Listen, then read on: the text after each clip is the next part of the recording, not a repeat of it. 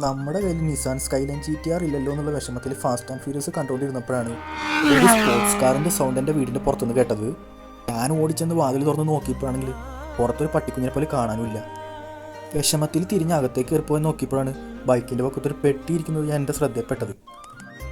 കിട്ടിയ പാടെ പെട്ടിയെടുത്ത് തട്ടി മുട്ടി നോക്കിയിട്ടും എവിടെന്നാ വന്നേന്നൊരു പിടിയുമില്ല. കിട്ടിയതല്ലേ പൊട്ടിക്കാന്ന് വിചാരിച്ച് പെട്ടിയെടുത്ത് നോക്കിയപ്പോൾ ഹെൽപ്പിനാണേലും ഒരു കുട്ടി പോലും ഇല്ല.